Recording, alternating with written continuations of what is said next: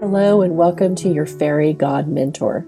This is the show that inspires, encourages, educates, and supports expectant couples who desire to confidently navigate pregnancy, birth, and finding balance in an unbalanced world. I am Angie Taylor, the mother of 9 with 2 degrees in natural health. I'm also a birth insider, knowing the ins and outs of the birth industry and all of the good, the bad, and the ugly. I've worked with expectant couples since 2003 in a variety of roles, including birth educator, birth doula, home birth midwife, breastfeeding support, and life coaching.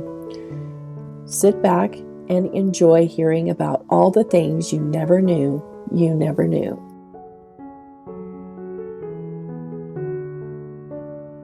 Welcome to your Fairy God Mentor. And today we're going to hear from Linda Lederman, owner and creator of Balaboosta's Secret.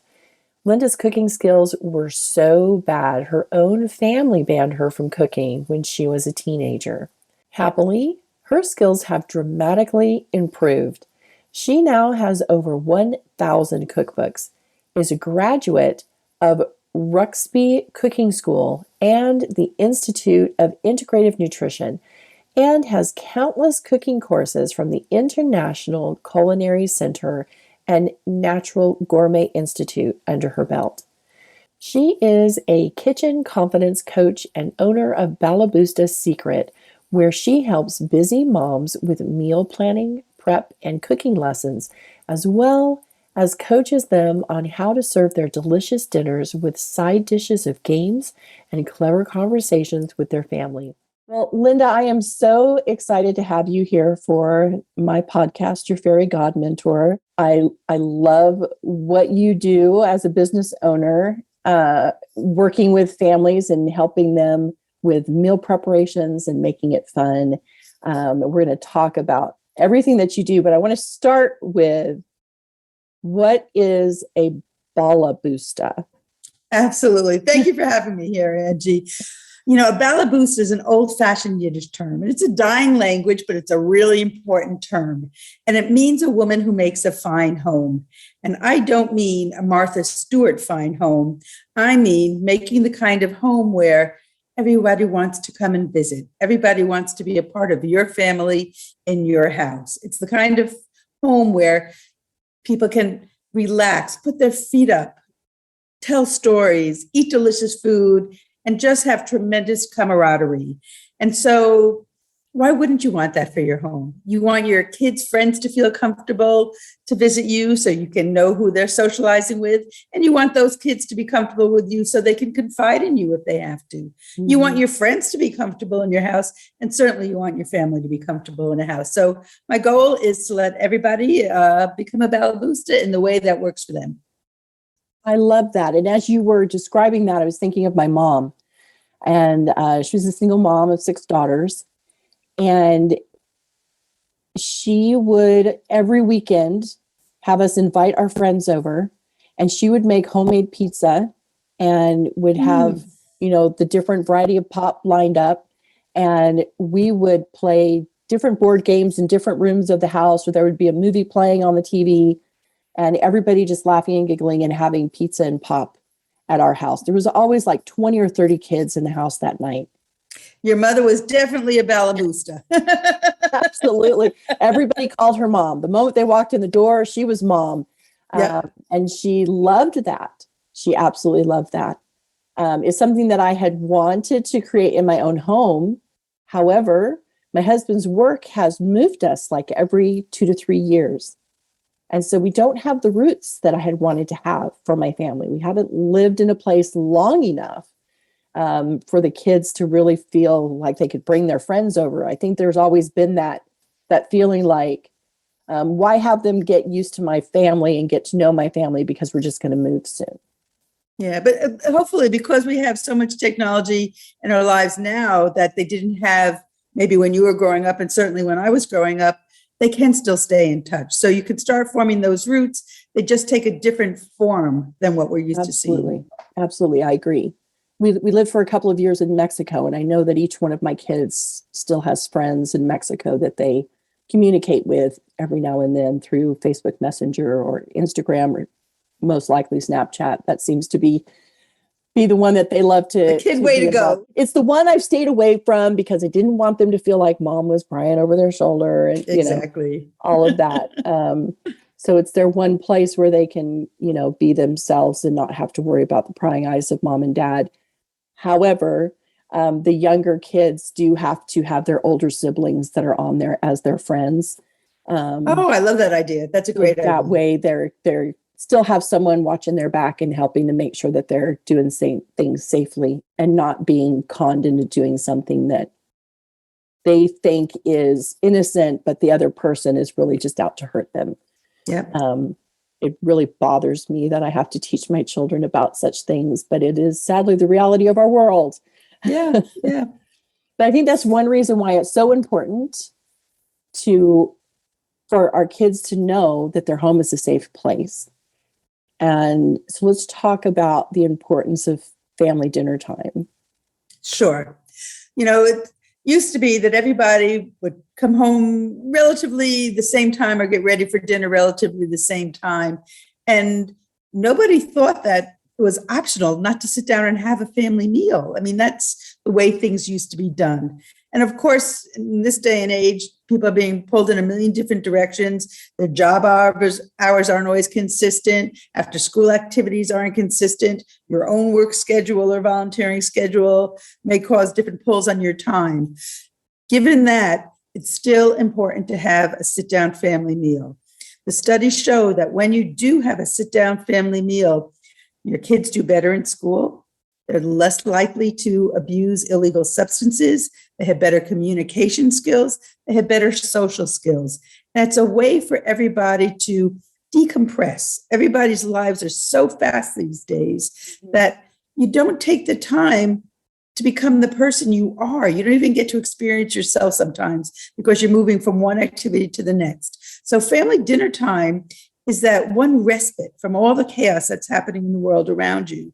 And so it's so important to take that time to really get to know each other, refresh your spirit, hash out things that are bothering you, sharing victories, and sharing lots of fun and games at the table and laughter. So you're not grilling each other about what's happening in your lives, but you're actually enjoying sharing it. Right. Because being in a family, it's like the only place where we can really take our mask off. These are the people who know who we really are. And you want them to know who you are. That's, you have to feel that it's a comfortable, safe environment so you can let your true colors show. Mm-hmm. Yeah. Yeah. It's one of those that, people always ask, why is it the people that hurt you the most are the ones that you love? Well, it's because they feel comfortable enough with you. Yeah. to do that. Give them the space to do that and know that it's not a reflection of who I am as a parent or a sibling in the way that I think it is. It's actually a positive thing saying, hey, I trust you and I'm going to allow you to see me like this, very vulnerable, sad, angry, frustrated, whatever it is. And so it's really important for us to know that we've got that. I grew up with, like I said, my mom was a single mom, 6 girls, and we always had family dinner. She was home in time for dinner.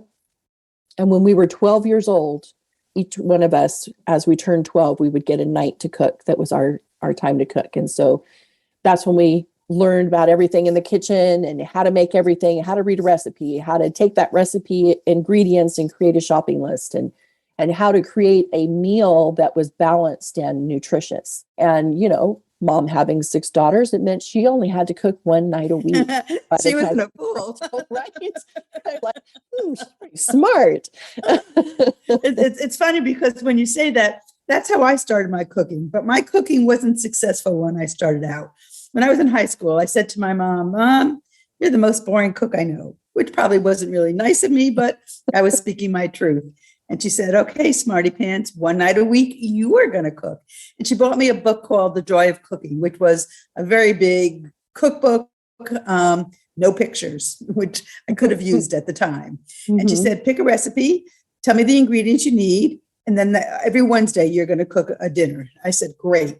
But it meant that the pressure was on because I couldn't make something like hamburgers or, something easy, because that would defeat my purpose of calling her boring. Mm-hmm. So the first time I tried to cook, I made Swedish meatballs. Well, I know nothing about Swedish meatballs. I don't know how they look, how they taste, how to cook them. And trust me, it was horrible, horrible. And everybody said, okay, it's her first time. Everything will be great. And the second time I tried to make veal cordon bleu, I didn't know what it was, equally as bad. After my third dinner, my third week, I got banned from cooking. And somehow I viewed that not as a defeat, but as a reason why I should learn how to do something better and prove them wrong, because I knew, it's not rocket science. You just have to know what you're doing. And that was really the start of my quest on becoming a Balaboosta in one of the senses of the word. And since then, I've taken countless cooking classes. I have over 1,000 cookbooks. I don't really use any of them to follow a recipe, but I get inspiration. And now, like I said, I'm the go-to house for wonderful times, wonderful food. And that's what you want to do. So even if you can't cook, there's hope for everybody. Absolutely. And I love your story, because my mom would share with us that she has 3 sisters, no brothers, and her mother wouldn't allow any of them to help her with dinner.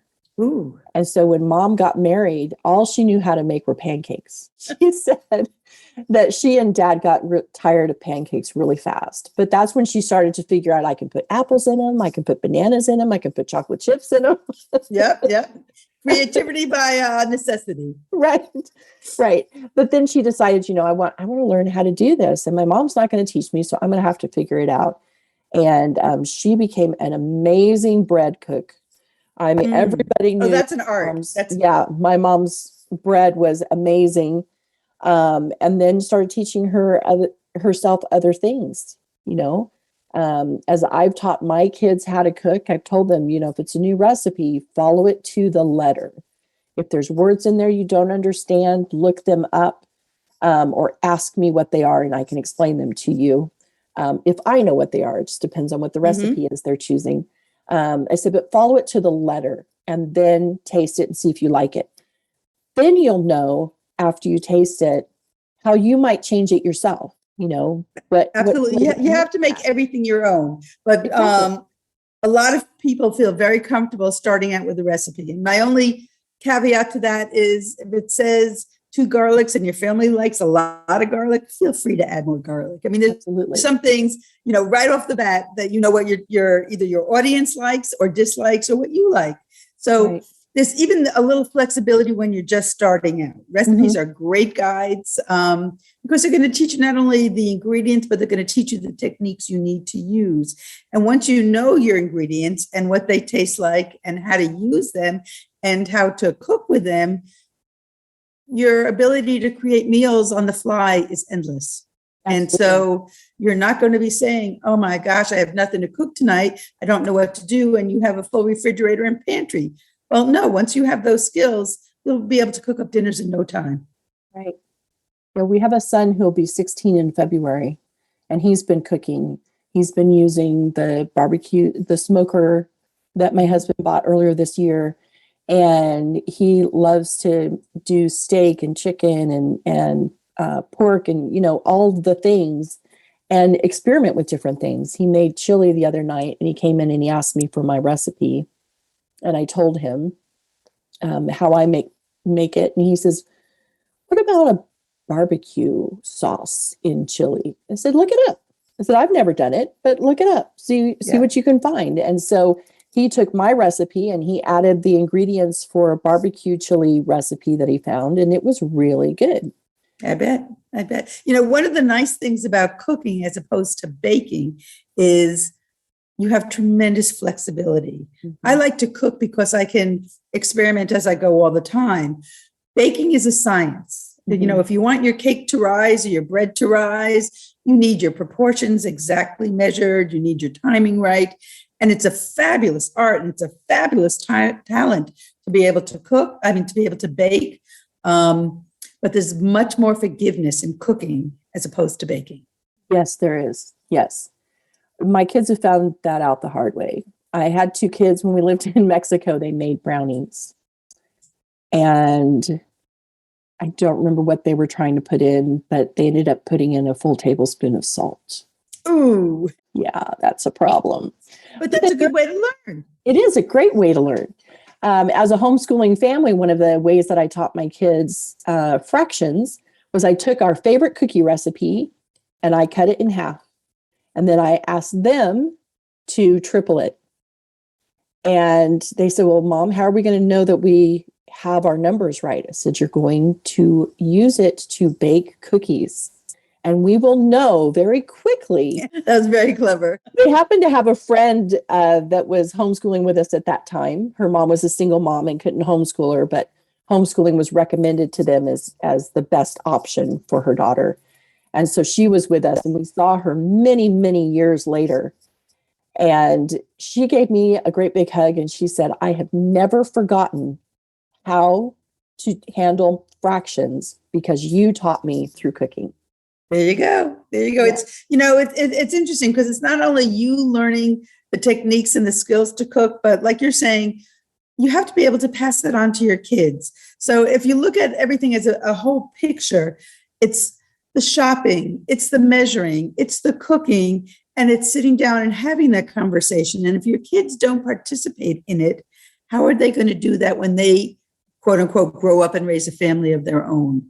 And if you don't have if you have a generation of people who have no idea how to make that family warmth, and it's family warmth, if they don't know how to do that, then you're losing so much of the importance of having the family and being a part of a community. So it's not just knowing how to do it for yourself, but you're really modeling it for your kids, and you're teaching your kids so that they can do it for themselves when they branch out on their own. Absolutely. Absolutely. I have a daughter who loves making fudge. I have this amazing fudge recipe, and fudge can be very frustrating for a lot of people for a number of reasons, mostly because it's all about the timing. But she was making it, she was trying to hurry the process. And you and I both know what happens when you try to hurry the process, especially with fudge. And so it was gritty. It had that grainy taste to it because the sugar didn't get a chance to melt completely. Mm-hmm. And she's like, but Mom, I timed it just like we have on the recipe, and it usually works out. What happened? And I said, well, you were rushed. So in your rushing it to hurry and get it done, you missed a very crucial ingredient that most people don't even think about. And that is the love of making the fudge for the people you wanted to give it to. You know, I tell my kids all the time, if I make something, they really like it. Mom, how'd you make it? I said, well, my secret ingredient. The secret ingredient is always love. And you can actually taste love in the food when you put it into the ingredients in the process. Firm believer, absolutely. Love is always the best ingredient.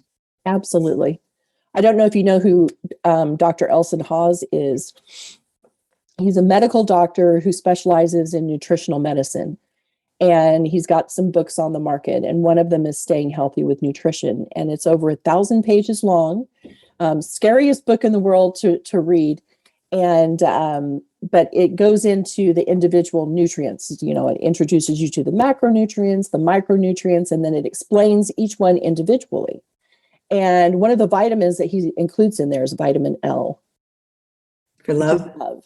Yeah. Oh, that's wonderful. That's great. So when I was reading that, I was just like, I love this so much.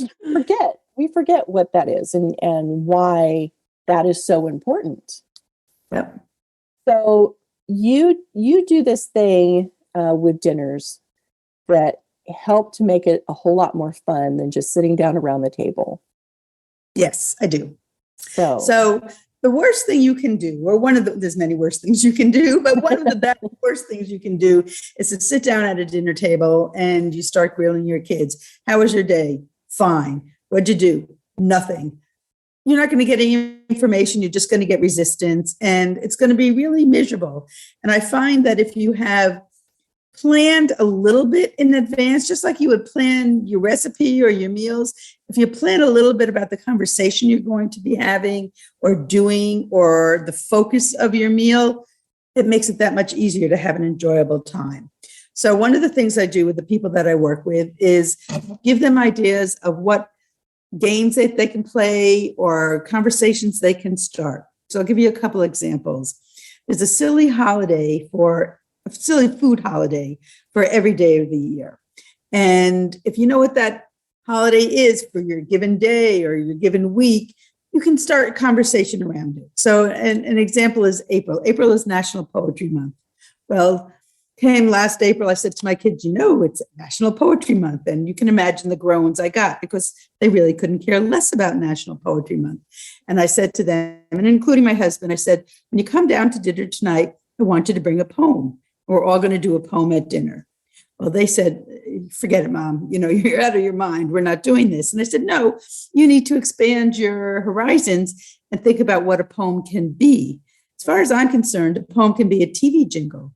It can be a song. It could be a rap song. All lyrics are poetry. Right. You have to think out of the box when you think of poetry. Mm-hmm. I said, you could write your own poem. You could copy one down or read it on your phone, even though I don't allow phones at the table. If you're going to read the poem, I'll give an exception to the rule. I said, but you have to, humor me and come down with something. So, begrudgingly, they said, all right, this is one of Mom's ideas. And usually my ideas turn out pretty good. So they said, all right, we'll do it.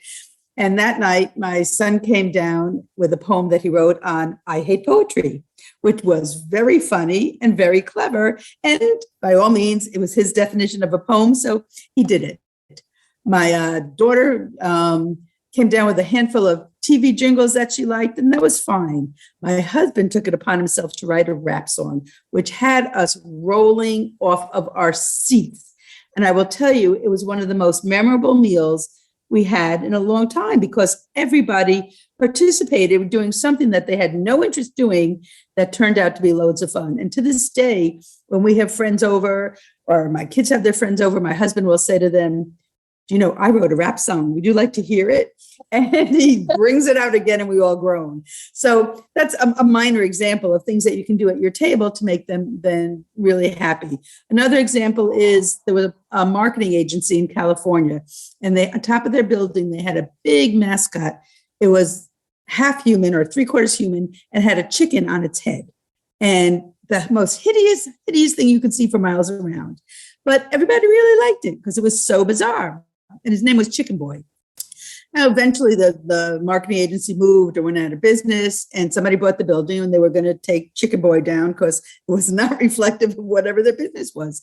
And the town said, no, this is crazy. We love it. And they all got together, raised funds and took the statue and put it in the park. And they made September 5th Chicken Boy Day. Now, come beginning of September, I tell my clients, okay, September 5th, Chicken Boy Day. I'll give them a couple of chicken recipes so they can stick with the theme. And I'll say, and here's some things you can talk about at dinner. Let's talk about a favorite toy you had a child that you never want to give up. Because again, nobody wanted to give up this beloved statue. Mm-hmm. If you were half human and half animal, what would the other half be? Why? What could you do if that you were that way?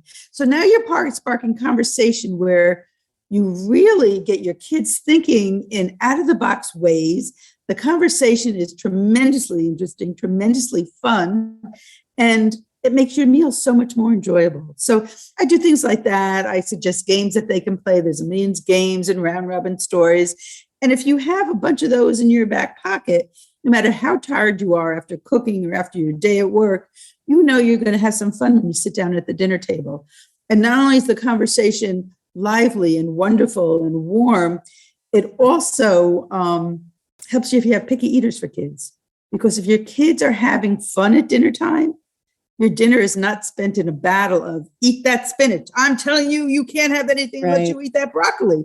But if you're having fun, you'd be surprised how that food gets eaten because they have something other than resisting you to do at the table because they're participating. I love that. I might come have dinner at your house. It's a lot of fun. I will tell you that I have a son who's a sophomore in college, and fairly recently his girlfriend came down and she was going to have dinner with us for the first time. And I said to her, Max is my son, did Max tell you we play games at the dinner table? And she said, yes. I said, did he tell you that you have to participate? And so she said, yes. And when we had dinner, we played one of our games and she was very fun and played along. And I have to tell you, it was a wonderful way to break the ice and get to know somebody. We weren't sitting there going, and what are you studying in college? And why do you want to be a teacher? And blah, blah, blah, blah, blah, blah, blah, and 20 questions shooting at her. No, she actually became a part of the family immediately because we embraced her and she embraced the game. And it was wonderful. And so I highly recommend it we do it when we have Thanksgivings. I have these really fun questions that I put on the table and games that we play at the table with friends and relatives because you're talking and you're having fun. And that's what it should be about. I totally agree. I was in a health coach training once and they shared the 10 commandments of having a healthy meal. And one of them was, there should be no arguing at the table. And I told my instructor, I said, at this point, I have 8 children. And if we don't have an argument at the table, none of us would be eating. And it was never a thing that was, mom and dad attacking a kid. It was usually the kids, having a little disagreement about something. But that was our opportunity as parents to teach the kids some conflict resolution, and is something that can be done in a game. When you're doing the, different games and you're the rival, you've got to figure out how to play this game and be civil about it. So I love your ideas. I love the poetry and all of those things. Do you have a freebie of any kind with ideas for people, or is this? I have a freebie that I can give your listeners, and it's called Quick Dinner Time Sanity Saving Tips. And in it has ideas for your pantry staples, your refrigerator, your freezer staples, how to throw quick meals together, how to batch cook, how to do the nitty gritty of your meal planning and cooking. And then it gives you some ideas as well of games you can play at the table. So if people sign up for that, they'll be able to see some of those examples. I do obviously do a lot more when I do my coaching, but as a freebie, that's a good way to get your feet wet. Nice. I love it. So would you share some of your quick meal planning and prep tips? Just some of them. Sure. One of the things that makes life a lot easier is to batch cook. And what batch cooking means is you're making more of a certain part of your meal than you're going to consume at that one meal. So for instance, I make amazing Asian meatballs, Asian spicy turkey meatballs. My kids absolutely love them. And I make them on a sheet pan and they take absolutely no time. Bake them in the oven. They're really, really delicious. But I'll make a whole lot of them. And so I'll have some leftovers. And another night during the week, I can take those leftover spicy Asian turkey meatballs, crumble them, and put them in a lettuce leaf with hoisin sauce, make a totally different dinner, but I'm not starting from scratch. So if you know how to reuse and repurpose your leftovers, you're not cooking from scratch every night of the week. And that's a huge, huge time saver. Another example is I make a chicken tikka masala. And you can either make your tikka masala sauce from scratch, or you can buy a really delicious jar from Trader Joe's. I'm not opposed to cutting your corners if your ingredients are healthy and tasty. So however you make it, I always make it with a side of rice. But I make a big batch of rice, and my leftover rice I'll use another day during the week to make fried rice. Because if you're going to make fried rice, the secret is that rice should be at least a day old. Mm-hmm. So boom, I'm already halfway to my next meal. I got the rice. I can turn it into a fried rice. I can put leftover roast chicken on it, leftover salmon, or cook the salmon fresh. But my meal's almost done, and I haven't even started to cook. So batch cooking is a really great thing. You can batch cook stews and freeze some of them. You could batch cook soups and freeze them. So it's not just cooking it that week, reusing it that week. If you know what you can freeze and how to freeze it properly, it's another time saver. You also, if you're going to do some meal prepping in advance, meal prepping is different for everybody. Mm-hmm. And when I work with my clients, I give you methods that will work for your lifestyle. For instance, not everybody wants to devote a Sunday to meal prepping for the rest of the week. And I totally get that. Personally, I wouldn't want to do that, but I can teach you how, if that works with your lifestyle and your time schedule. But you have to know what your schedule looks like. So if you know that you're going to be running late on a Tuesday, or your kids have a late soccer game on a Wednesday, don't plan on making a really big complex meal that day. So the first start is, know what your schedule is. And then you have to know what you have as your ingredients. If you have a good pantry filled with ingredients that are flexible, and your refrigerator's got some really good staples in it, maybe even your freezer, you're halfway there to meal planning already. Then you need to know how to use those. So maybe you're bored with making that same Taco Tuesday every night. It's nice to have a theme, and that's one way to meal plan, and that's really great.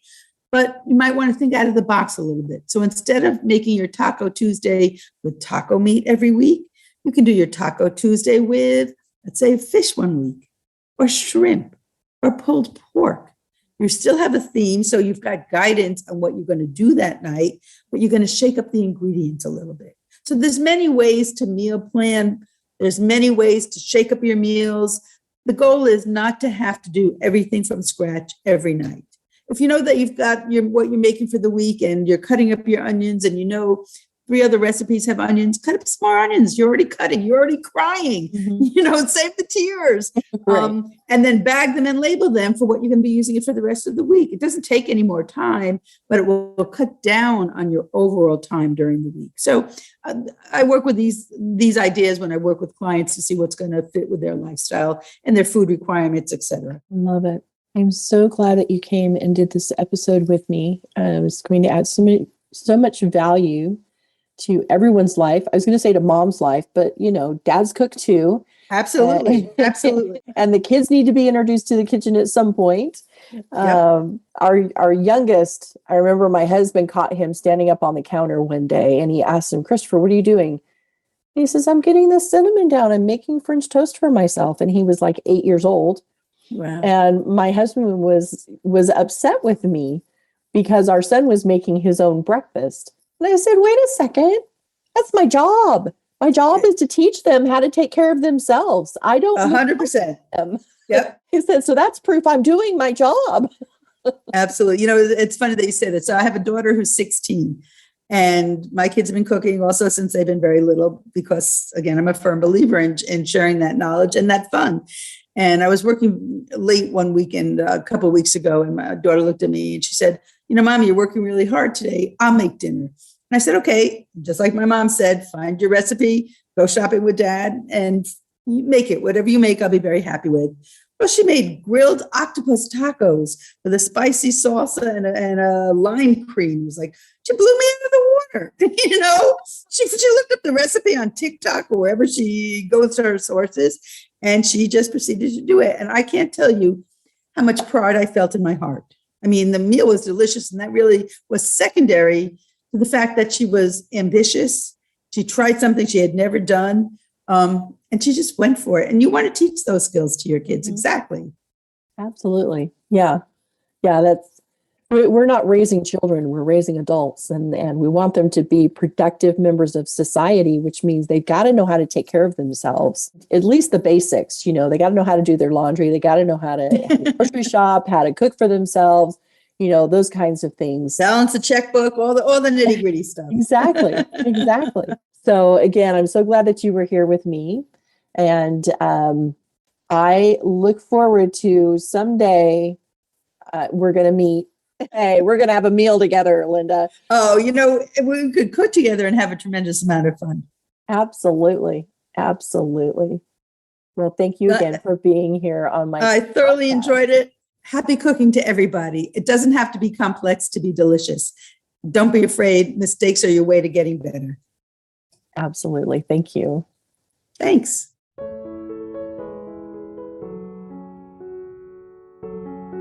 Thank you so much for listening to today's episode.